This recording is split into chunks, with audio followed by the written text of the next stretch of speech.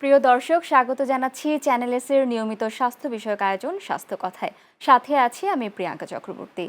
আমাদের মানবদেহের খুবই গুরুত্বপূর্ণ একটি অর্গান কিডনি, এবং ঠিক এই কিডনির কী কাজ এবং কী করলে এই কিডনি ভালো থাকবে, যদি কোনো কারণে কিডনি রোগী থাকেন তাহলে তার প্রতিরোধ কী, সেই সকল বিষয় নিয়ে আজকের এই আয়োজন। এবং আমাদের সাথে এই আয়োজনে আলোচনায় আছেন ডক্টর স্বদেশ রঞ্জন সরকার, সহকারী অধ্যাপক, জাতীয় হৃদরোগ ইনস্টিটিউট ও হাসপাতাল, ঢাকা। ডক্টর স্বদেশ, আপনাকে স্বাগত আমাদের আজকের আয়োজনে। আপনাকেও স্বাগত। ধন্যবাদ চ্যানেল এস কর্তৃপক্ষকে আমাকে এই অনুষ্ঠানে আমন্ত্রণ জানানোর জন্য।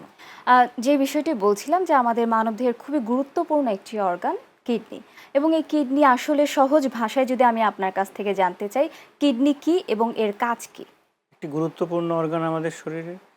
প্রথম কাজ হচ্ছে আমাদের শরীরে যে প্রতিদিন বর্জ্য পদার্থ রক্তে জমা হয় সেইগুলোকে ফিল্ট্রেশন করা এবং বিশুদ্ধ রক্তকে পরিসঞ্চালন করা, ব্লাড প্রেশার কন্ট্রোল করার একটা রেগুলেশন আছে, হরমোনাল কন্ট্রোল আছে, এবং আমাদের শরীরের একটি গুরুত্বপূর্ণ ভিটামিন ডি, সেই ভিটামিন ডি রেগুলেশনেরও কিডনির একটি গুরুত্বপূর্ণ ভূমিকা রয়েছে। তাহলে এই কিডনি যদি ঠিকমতো কাজ না করে তাহলে আমাদের মানবদেহে কি কি সমস্যা দেখা দিতে পারে? কিডনি যদি ঠিকমতো কাজ না করে তাহলে আমাদের প্রথম যে অসুবিধাটি হয় তা সেটা প্রস্রাবের একটি কম বেশি হতে পারে। তারপর আরও যে সমস্যাগুলো হতে পারে, রক্তশূন্যতা তৈরি হতে পারে, খুব ক্লান্তিবোধ হতে পারে, অবসাদ বোধ হতে পারে, এবং এমনকি ওই কিডনি রোগীদের অনেক বেশি যদি সমস্যা হয় তাহলে তার সারা শরীরে পানি আসতে পারে, বিশেষ করে পায়ের গোড়ালির কাছে পানি এসে ফুলে যেতে পারে, যেটাকে আমরা এডিমা বলে থাকি। ঠিক এরকম যে ইডিমা হয় এবং পায়ে যদি হাত দিয়ে চাপ দেয় বা আঙুল দিয়ে চাপ দেয়, ঠিক সেই অংশটা নিচের দিকে দেবে যায়, নিচের দিকে যেটা আর দেবে কি আমরা যাচ্ছে। দেখতে পাই জি রোগীদের জি। ক্ষেত্রে। ঠিক কিডনি বিকল হওয়ার প্রধান যে কারণগুলো, সে কারণগুলো কি কি? কিডনি বিকল বা কিডনি ফেলিউরের মূল কারণ হচ্ছে ডায়াবেটিস, হাইপারটেনশন, এবং আমাদের যে খাদ্যাভ্যাস সেগুলো হলো মূল কারণ আমাদের দেশে। ঠিক যেটা যাচ্ছিলাম যে ডায়াবেটিস এবং হার্টের আপনার ডায়াবেটিস থাকছে, প্রেশারের প্রবলেম হচ্ছে, এই কারণগুলোই মূলত কিডনি ফেইলিওরের কারণ হিসেবে। এবং খাদ্যাভ্যাস এবং খাদ্যে খাদ্যাভ্যাস। ভেজাল। হ্যাঁ, যে আমাদের আসলে আমরা খুব বেশি ভোজন রসিক, তো জাঙ্ক ফুডগুলো খাচ্ছে বা জাঙ্ক কিছু, ফুড। এই কারণটা অনেক বেশি এটার জন্য দায়ী। আমাদের বাংলাদেশে আসলে আপনার কাছে কিডনি রোগের সংখ্যা কি মনে হচ্ছে? দিন দিন কি বাড়ছে?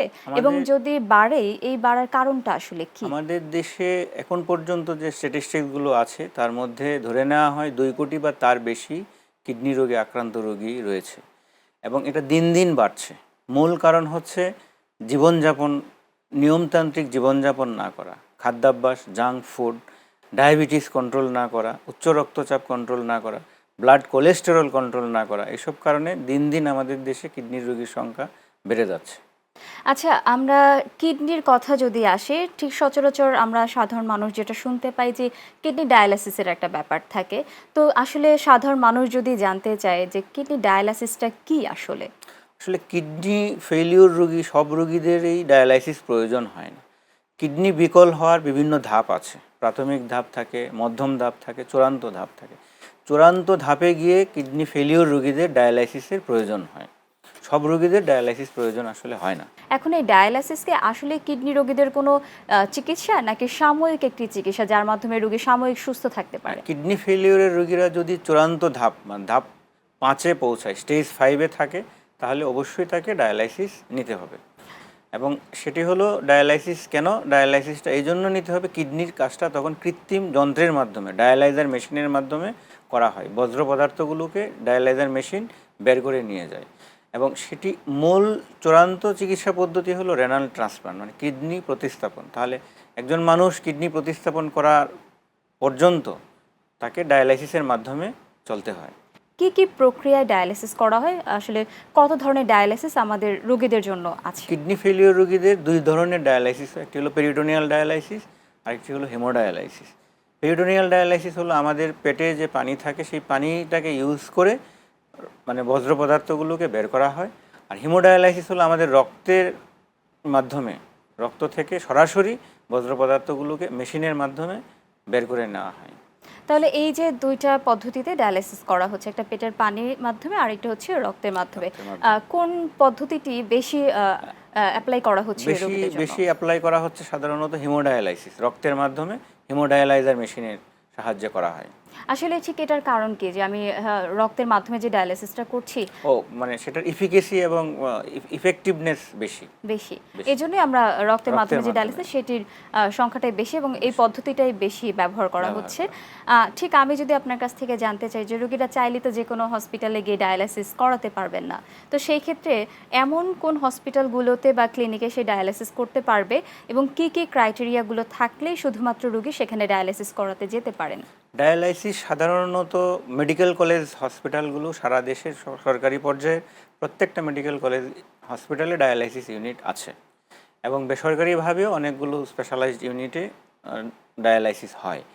আর ডায়ালাইসিস কখন হবেন, কিভাবে করবেন, সেটা সাধারণত কিডনি বিশেষজ্ঞ যারা নেফ্রোলজিস্ট থাকেন ওনারা সেটা নির্ধারণ করে তারপর ওনারা ডায়ালাইসিস ইউনিটগুলো সরকারি হাসপাতাল এবং অনেক জেলা সদর হসপিটাল, মেডিকেল কলেজ হাসপাতাল, জেলা সদর হসপিটালগুলোতেও পর্যন্ত ডায়ালাইসিস ইউনিট সরকারিভাবে চালু আছে বর্তমানে। ঠিক এরকমই যে আমাদের সাধারণ মানুষের মধ্যে একটা ভীতি থাকে যে ডায়ালিসিস করা মানেই তো হচ্ছে একটি বড় একটি প্রক্রিয়া যার মাধ্যমে তাকে যেতে হবে। সপ্তাহে দেখা যাচ্ছে একজন রোগীর দুবার করেও ডায়ালিসিস করাতে হতে পারে। তো এরকম যখন হয় রোগীর মধ্যে যে ভীতিটা কাজ করে, আমি আপনার কাছ থেকে জানতে চাইবো রোগীর ভীতি দূর করার জন্য আসলে ডায়ালিসিস পদ্ধতিটা কি এবং কিভাবে এটি সম্পন্ন করা হয়ে থাকে? ডায়ালাইসিস পদ্ধতি হলো আমার রক্তের যে বর্জ্য পদার্থ কিডনি আগে পরিশোধন করত সেটা মেশিনের মাধ্যমে করা এবং কিডনি ফেলিওর রোগী যারা চূড়ান্ত পর্যায়ে স্টেজ 5-এ আছেন ওনাদের প্রায়ই এই ডায়ালাইসিস লাগবে। সো এটা নিয়ে ভয়ভীতির কোনো কারণ নেই। উন্নত বিশ্বে প্রতিদিন মানে রোগীরা এসে ডায়ালাইসিস নিজেরাই ড্রাইভ করে আসেন, ডায়ালাইসিস দেন, আবার অফিস করেন, আবার বাসায় যাচ্ছেন। সো ভয়ভীতিকে বাদ দিয়ে আমার অসুস্থতা আছে, এই অসুস্থতার এই চিকিৎসাটুকু লাগবে, সেটা আমাদেরকে মেনে নিতে হবে। ডায়ালিসিস করতে গেলে তার প্রথম ধাপটা কি?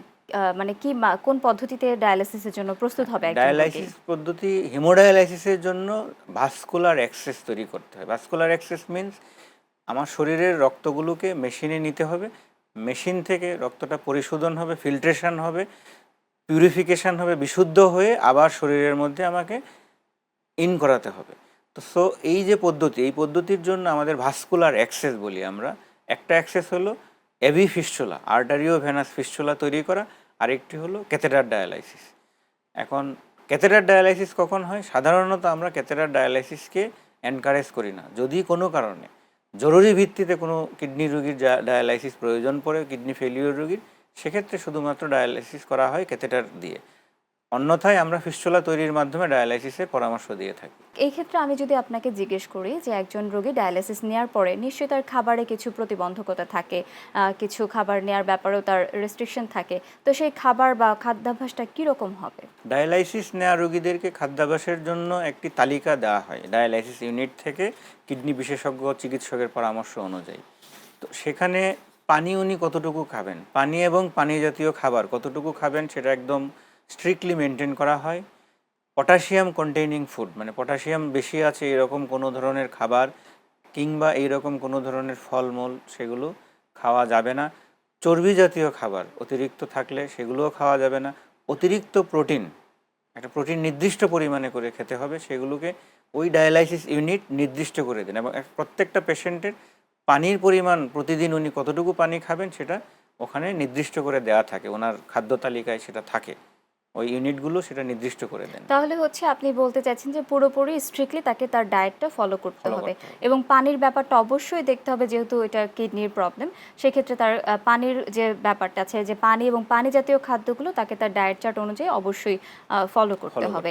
ঠিক আপনি যে কথাটি বলছেন যে ফিস্টুলার বিষয়ে আসে, কিডনি ডায়ালিসিসের সাথে ফিস্টুলার সম্পর্কটা একেবারে অবিচ্ছেদ্য। তো সেই ক্ষেত্রে এই ফিস্টুলাটা কি প্রক্রিয়ায় করা হয়? ফিস্টুলা হলো একটি আমাদের কিডনি রোগীদের, ডায়ালাইসিস রোগীদের লাইফ লাইন এবং সেই ফিস্টুলা করা হয় মানে হলো আমাদের শরীরে দুই ধরনের রক্তনালী থাকে। একটি হলো ধমনী, আমরা মেডিকেল ভাষায় বলি আর্টারি, আর একটি হলো শিরা, মেডিকেলের ভাষায় বলা হয় ভেইন। আর্টারিগুলো থাকে গভীরে আর শিরাগুলো থাকে চামড়ার নিচে। এখন যেহেতু পুরো রক্তটাকে আমার ফিল্ট্রেশন করতে হচ্ছে, কাজেই কি করতে হবে, শিরা থেকে রক্ত যদি আমি মেশিনে নেই তাহলে অনেক পরিমাণ রক্ত অনেক সময় ধরে নিতে হবে। সেক্ষেত্রে করা হয় কি, শিরা এবং ধমনী এই দুটোকে একটি সূক্ষ্ম অপারেশনের মাধ্যমে সংযোগ স্থাপন করা হয়, সংযোগ স্থাপনের যে অপারেশন, সেই যে অপারেশনটাকেই বলা হচ্ছে হলো ফিস্চুলা ক্রিয়েশন। তো ফিস্চুলার মাধ্যমে হয় কি, তার শিরাগুলো ফুলে ওঠে এবং অনেক বেশি রক্ত চলাচল করে। তাহলে কি হয়, নিডিল যখন করা হয় ডায়ালাইসিস করার সময়, সেক্ষেত্রে অনেক বেশি পরিমাণ রক্ত অল্প সময়ে মেশিনে নেওয়া যায় এবং সেই রক্তটা পরিশোধিত করে, পিউরিফিকেশন করে আবার সেই শিরার মাধ্যমে শরীরের মধ্যে ইন করানো হয়। ফিরছি আমাদের আলোচনায়, সময় হয়েছে বিরতি নেওয়ার। দর্শক শ্রোতা, নিচ্ছি ছোট্ট একটি বিজ্ঞাপন বিরতি, কোথাও যাবেন না, আমাদের সাথেই থাকুন। প্রিয় দর্শক শ্রোতা, আবারও স্বাগত জানাচ্ছি আমাদের চ্যানেলের নিয়মিত আয়োজন স্বাস্থ্য কথায়। আমরা ঠিক যেই আলোচনায় ছিলাম যে ফিস্টুলা আমরা কেন করছি এবং আমাদের শরীরের কোন অঙ্গে ফিস্টুলা প্রতিস্থাপন করা হচ্ছে, তাহলে সেক্ষেত্রে আমাদের শিরা তৈরি করা, শিরাটাকে আর্টিফিশিয়ালি এটাকে ব্লো করার জন্য বা হোয়াইট করার জন্য অপারেশনের মাধ্যমে শিরা এবং ধমনীকে সংযোগ স্থাপন করা হয়। সংযোগ স্থাপন করার জন্য আমরা ফিস্টুলা প্রক্রিয়াটি রোগীর জন্য অ্যাপ্লাই করে থাকি। তো আমি আপনার কাছ থেকে যদি জানতে চাই যে কোনো রোগীর যদি ফিস্টুলা করা সম্ভব হচ্ছে না বা ফিস্টুলা করার পরও তো আমাদের একটি নির্দিষ্ট সময় পর্যন্ত অপেক্ষা করতে হয়, সেটি ম্যাচুরিটি পিরিয়ড পর্যন্ত, সেই ক্ষেত্রে কোনো রোগীর যদি খুব বেশি ইমার্জেন্সি হয় তার ডায়ালাইসিস করানোর, তাহলে সেক্ষেত্রে আমরা কি পদ্ধতি অবলম্বন করব? ইমার্জেন্সি ডায়ালাইসিস লাগলে সাধারণত ক্যাথেটারের মাধ্যমে ডায়ালাইসিস করা হয়। আর ক্যাথেটার হচ্ছে কি, এটি একটি কৃত্রিম জিনিস, একটি কৃত্রিম পাইপের মতো, সেই মানে ক্যানোলা, সেই ক্যানোলাটা দিয়ে ডায়ালাইসিস করা হয়।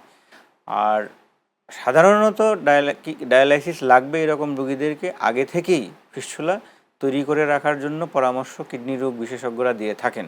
এবং যখন ওনারা পরামর্শ দেন তখন ওনারা আমাদের কাছে, মানে ভাস্কুলার সার্জন যারা আছেন, ভাস্কুলার সার্জনদের কাছে অথবা ভাস্কুলার অ্যাক্সেস সার্জন, ওনাদের কাছে আসেন, এসে ফিস্টুলা ক্রিয়েশন করেন। এবং এই ফিস্টুলা তৈরি করার পর সাধারণত 2 মাসের মতো সময় লাগে এটা ম্যাচিউরিটি আসতে। কারণ এই শিরাগুলো মোটা হতে হয়। আমাদের শরীরের শিরাগুলো সাধারণত 2 মিলিমিটার থেকে 3 মিলিমিটার পর্যন্ত থাকে এবং এটা 2 মাসের মধ্যে এর মধ্য দিয়ে যেহেতু শিরা এবং ধমনীর সংযোগ স্থাপন করা হয়, অনেক বেশি রক্ত চলাচলের কারণে এই চামড়ার নিচের যে ধমনীটা থাকে ফিস্টুলা তৈরি করার ধমনী, সেই ধমনীগুলো ফুলে ওঠে। সাধারণত 6 মিলিমিটার থেকে 7 মিলিমিটার পর্যন্ত ফুলে ওঠে এবং এর মধ্য দিয়ে অনেক বেশি রক্ত চলাচল করে, তখন এই ফিস্টুলাটা ম্যাচিওর হয়। তাহলে ফিস্টুলা ম্যাচুরিটি পর্যন্ত আমাদের অপেক্ষা করতে হবে আমাদের যে ডায়ালাইসিসের ব্যাপারটা ওই জন্য। আর যদি কোনো এমার্জেন্সি হয় সেক্ষেত্রে আমরা ক্যাথেটার প্রক্রিয়াতে তার ডায়ালাইসিসটি করব। এই ক্ষেত্রে অবশ্যই কি ফিস্টুলা আমাদের রোগীদের জন্য বেশি ভালো হবে নাকি আমাদের ক্যাথেটার প্রক্রিয়াটি আপনি বেশি ভালো মনে করছেন? অবশ্যই ফিস্টুলা ভালো, কারণ ফিস্টুলা নিজের রক্তনালী দিয়ে তৈরি করা হচ্ছে আর ক্যাথেটার হচ্ছে কৃত্রিম রক্তনালী। ডায়ালাইসিস রোগী যাদের কিডনি ফেলিওর আছে তাদের ইনফেকশন হওয়ার প্রবণতা বেশি থাকে। কৃত্রিম জিনিসকে আমি যদি শরীরে প্রতিস্থাপন করি তাহলে আরও বেশি ইনফেকশনের ঝুঁকি থাকে। এই কারণে কিডনি বিশেষজ্ঞ এবং আমরা যারা ভাস্কুলার সার্জন আছি, আমরা সবসময় কিডনি রোগীদেরকে, যাদের ডায়ালাইসিস লাগবে, তাদেরকে আগে থেকেই একটি নির্দিষ্ট সময়ে আগে থেকেই আমরা পরামর্শ দিয়ে থাকি ফিস্টুলা তৈরি করার জন্য, যেন যখন ওনার ডায়ালাইসিস প্রয়োজন পড়বে তখন উনি ওনার নিজস্ব রক্তনালী দিয়ে যে ফিস্টুলা তৈরি হয়েছে সেই ফিস্টুলা দিয়ে উনি ডায়ালাইসিস করতে পারেন। ফিস্টুলা করার পরে কি কোনো সতর্কতা অবলম্বন করতে হবে? ফিস্টুলা যেহেতু কিডনির রোগীর তার বেঁচে থাকার মূল উপায় রক্ত পরিশোধন করার জন্য ডায়ালাইজার মেশিনের মাধ্যমে, কাজেই এই বিষয়টার ফিস্টুলার একটা যত্ন নিতে হয়। কি যত্ন নিতে হবে? এই যে হাতে ফিস্টুলা তৈরি করা হচ্ছে সেই হাতে ব্লাড প্রেশার মাপা যাবে না, সেই হাতে কোনো ইনজেকশন নেওয়া যাবে না, কোনো স্যালাইন পুশ করা যাবে না, ব্লাড স্যাম্পল কালেক্ট করা যাবে না। অনেকেই হাত মাথার নিচ দিয়ে ঘুমান কিংবা ভারী জিনিসপত্র ওঠানোর অভ্যাস থাকে, ওই হাতটা সাধারণত রেস্টে রাখতে হবে। মাথার নিচে হাত দিয়ে ঘুমানো যাবে না। বাম দিকে যদি হাতে ফিস্টুলা করা থাকে, বাম কাত হয়ে বেশিক্ষণ সময় শুয়ে না থাকার পরামর্শ দেওয়া হয়। হাত বেশিক্ষণ ভাঁজ করে না রাখার কথা আমরা বলে থাকি। এবং যেহেতু ওনাদের ব্লাড প্রেশার বেশি থাকে, সেই রুগীদের কখনো কখনো ব্লাড প্রেশার ফল করে যেতে পারে। তাহলে ব্লাড প্রেশারটাকে একটা নির্দিষ্ট পরিমাণে, যেমন উপরের ব্লাড প্রেশারটা 130 থেকে 40 রাখার পরামর্শ আমরা দিয়ে থাকি। তাহলে ফিস্টুলা ব্যবহার বা কোনো রোগীর যদি ফিস্টুলা প্রতিস্থাপন করা হয় তাকে এই সতর্কতাগুলো অবলম্বন করতে হবে অবশ্যই। ঠিক কতদিন পর্যন্ত এই ফিস্টুলাটি ভালো থাকতে পারে? ফিস্চুলা আসলে কতদিন ভালো থাকবে এটা নির্দিষ্ট করে বলা কঠিন। 1 মাসের মধ্যে মানে তৈরি করার পরদিনও নষ্ট হয়ে যেতে পারে, আবার 5 বছর, 7 বছর, 10 বছর পর্যন্ত একই ফিস্চুলা ভালো থাকতে পারে। কারণ অনেকগুলো বিষয় প্রেশার ফল করে গেল, তাহলে ফিস্চুলা বন্ধ হয়ে যাওয়ার একটা সম্ভাবনা থাকে। কোনো কারণে যেহেতু কিডনির রোগীদের কোলেস্টেরল বেশি থাকে, তাদের রক্তনালীতে সমস্যা থাকে, রক্ত জমাট বেঁধে দেওয়ার প্রবণতা থাকে, তাহলে রক্ত জমাট বেঁধে গেলে ফিস্চুলা বন্ধ হয়ে যাবে। তো আমাদের পরামর্শ থাকে কি, ফিস্চুলা তৈরি করার পর একটা বিশেষ ধরনের শব্দ ওখানে পাওয়া যায় ফিস্চুলার সাইটে। অনেকে মনে করে থাকেন ফিস্চুলা মানে একটা নতুন করে মেশিন স্থাপন করা হচ্ছে। এখানে কোনো মেশিন স্থাপন করা হয় না। শিরা এবং ধমনীকে সংযোগ স্থাপন করা হয় সূক্ষ্ম অপারেশনের মাধ্যমে। ফলে ওই ফিস্চুলার জায়গায় একটি সাউন্ড, সমুদ্রের গর্জন যেরকম শব্দ হয় এরকমের একটা সাউন্ড, মানে আমরা যে স্টেথোস্কোপ থাকে সেটা দিয়ে ফিল করতে পারি। তো রুগীদেরকে আমরা পরামর্শ দিয়ে থাকি, আপনি যদি সাউন্ড শুনতে না পান, কখনো আপনার কাছে মনে হচ্ছে শব্দ শোনা যাচ্ছে না, সাথে সাথে আপনি ভাস্কুলার সার্জনের পরামর্শ নেবেন, ভাস্কুলার সার্জনের সাথে সাক্ষাৎ করবেন। কেন? এই ফিস্চুলা বন্ধ হয়ে যাওয়া ফিস্চুলাকে খুব তাড়াতাড়ি আসলে আমরা অ্যাঞ্জিওগ্রামের মাধ্যমে বন্ধ হয়ে যাওয়া ফিস্চুলাকে আবার বেলুন করে অথবা অন্যান্য পদ্ধতি অবলম্বন করে বন্ধ হয়ে যাওয়া ফিস্চুলা আমরা চালু করে দিতে পারি। যদি কোনো ক্ষেত্রে রোগী দেরি করে আসে, ফিস্টুলা বন্ধ হয়ে গেলে, তাহলে সেটাকে পুনরায় আবার সচল করা যেতে পারে কিনা? পুনরায় সচল করা যত দ্রুত আসবে সচল করার সম্ভাবনা বেশি থাকে। অনেক সময় নিয়ে আসলে তাহলে আর জমাট বাঁধা রক্ত আর সরানো যায় না সাধারণত। তাহলে আমি যদি জিজ্ঞেস করি আপনাকে যে কিডনি রোগ প্রতিরোধে সাধারণ মানুষের কি কি সতর্কতা অবলম্বন করা উচিত? কিডনি রোগ প্রতিরোধে আমাদের সাধারণ মানুষদের, ডায়াবেটিক রোগী যারা, তাদের রক্তে যে শর্করার পরিমাণ মানে ডায়াবেটিস, সুগারটাকে কন্ট্রোল রাখতে হবে। আমরা বলে থাকি 8 থেকে 10-এর মধ্যে রাখার জন্য। আর হলো উচ্চ রক্তচাপ থাকলে সেটাকে কন্ট্রোলে রাখতে হবে। একদম পরিমিত নিয়মতান্ত্রিক জীবনযাপন করতে হবে। খাদ্যাভ্যাস, খাদ্যে জাঙ্ক ফুড, বেভারেজ, প্রসেসড খাবার সেগুলো খাওয়া যাবে না। ভেজাল মিশ্রিত খাবার পরিহার করতে হবে। এইগুলো অবশ্যই অবশ্যই তাকে মেনে চলতে হবে। মেনে চলতে হবে। ঠিক এখানে যদি আমি জিজ্ঞেস করি আপনাকে যে একজন সাধারণ মানুষ কখনো তার কি এরকম মনে করা উচিত যে একটি নির্দিষ্ট সময় পর্যন্ত বা তারপরে গিয়ে তার কিডনি পরীক্ষা করা উচিত, যাতে করে সে আগে থাকতেই সচেতনতা অবলম্বন করতে পারেন, যে কারণে তার আর কিডনির সমস্যা নাও হতে পারে? না, কিডনির সমস্যার জন্য যেহেতু মূল বিষয়গুলোর মধ্যে diabetes, high blood pressure, cholesterol এবং গ্লোমেরুলোনেফ্রাইটিস, কিডনির এক ধরনের ইনফেকশন, এই সমস্ত লক্ষণ যদি রোগীর থাকে তাহলে চিকিৎসকরা, আমরা যারা আছি, আমরা বিশেষজ্ঞ চিকিৎসকরা পরামর্শ দিয়ে থাকি 6 মাস, 4 মাস, 6 মাস অন্তর অন্তর ক্রিয়েটিনিন এবং ইজিএফআর পরীক্ষা করে দেখার জন্য। কিন্তু যারা সাধারণ আছেন, সাধারণভাবে যাদের এই রকম সমস্যা নাই, তাদের কোনো স্বাস্থ্য ঝুঁকি নাই, কিডনির রোগের কোনো ঝুঁকি নাই, ওনাদের এই বিষয়গুলো নিয়ে অতিরিক্ত ভাবনা চিন্তা করার কোনো প্রয়োজন নাই। আচ্ছা, কিডনি এমন না যে মনে হলো যে আমার কিডনি মনে হয় এখনই নষ্ট হয়ে যাবে, ব্যাপারটা তা না। অবশ্যই। তো এখানে আরো কিছু, যে আমাদের সাধারণ মানুষের মধ্যে কিছু ভ্রান্ত ধারণা থাকে যে পানির বিষয়টা নিয়ে, আমি কি পরিমাণ পানি পান করছি, একেকজন একেক কথা বলছে। ঠিক আপনি একজন ডক্টর হিসেবে একজন সাধারণ মানুষের জন্য প্রতিদিন কতটুকু পানি পান করা উচিত? পানি পানের যে বিষয়টি, তার সাথে কিডনি রোগের খুব বড় ধরনের সম্পর্ক নেই। অনেক বেশি পানি খেলে আমার কিডনি ভালো থাকবে, এটা ভ্রান্ত ধারণা। কাজেই আমি 3 লিটার, 4 লিটার, 5 লিটার করে পানি খেলাম ডেইলি, এর কোনো প্রয়োজন নেই। স্বাভাবিকভাবে আমরা যারা জীবনযাপন করি তাদের সাধারণত 1.5 লিটার থেকে 2 লিটার পানি 24 আওয়ার্সে এনাফ। এর বেশি পানি খাওয়ার কোনো দরকার নেই। আমার কিডনি স্বাভাবিক মিন্স আমি আমার স্বাভাবিক জীবনযাপন করব, এটা নিয়ে খুব বেশি ওরিড হওয়ার কোনো প্রয়োজন নাই। ঠিক সাধারণ মানুষ যেটা করেন যে প্রচুর পরিমাণে পানি পান করে, মনে করে যে বেশি পানি খেলেই আমি হয়তো আমার কিডনি ভালো থাকবে। বেশি পানি খেলে কিডনি ভালো থাকবে, এটা একেবারেই একটি ভ্রান্ত ধারণা, ভুল ধারণা। ঠিক যদি এখানে জানতে চাই যে একজন সাধারণ মানুষের জন্য পর্যাপ্ত পরিমাণ ঘুমের দরকার, ঠিক কত ঘন্টা ঘুম তার জন্য পর্যাপ্ত বলে ধরবো আমরা? সাউন্ড স্লিপ খুব গুরুত্বপূর্ণ আমার সুস্বাস্থ্যের জন্য।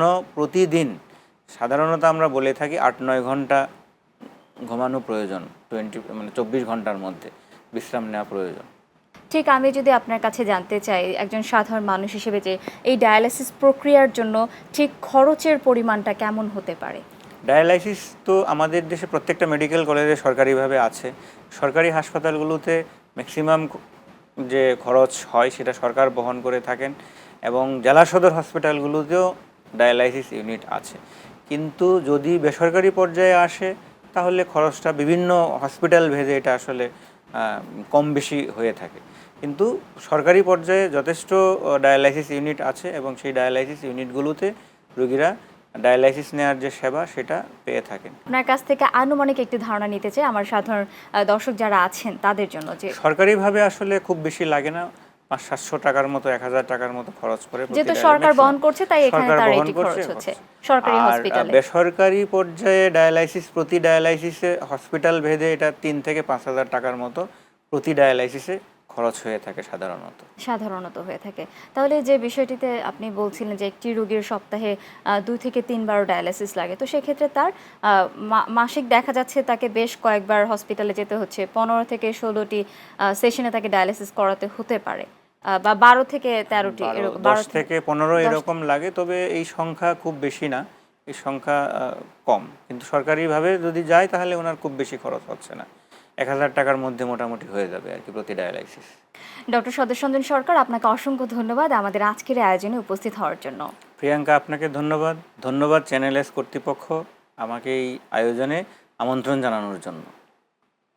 সুপ্রিয় দর্শক শ্রোতা, আমাদের আজকের এই আলোচনার মাধ্যমে আপনারা অবশ্যই বুঝতে পেরেছেন যে একজন কিডনি রোগীও তার নিয়মতান্ত্রিক জীবনযাপনের মাধ্যমে সুস্থ জীবনের অধিকারী হতে পারেন।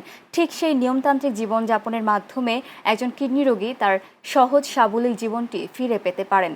সুপ্রিয় দর্শক শ্রোতা, আমাদের ফেসবুক পেজ এবং আমাদের ইউটিউব চ্যানেলে আপনারা আপনাদের প্রশ্নের মাধ্যমে পেয়ে যেতে পারেন আপনাদের সেই প্রশ্নের উত্তর। আমরা চেষ্টা করব আপনাদের প্রশ্নের উত্তর দেওয়ার। ঠিক আমরা পরবর্তী পর্বে ফিরে আসব লিভার ক্যান্সারের আলোচনা এবং আমাদের সাথে থাকবেন একজন বিশেষজ্ঞ চিকিৎসক। ঠিক ততক্ষণ পর্যন্ত ভালো থাকুন, সুস্থ থাকুন।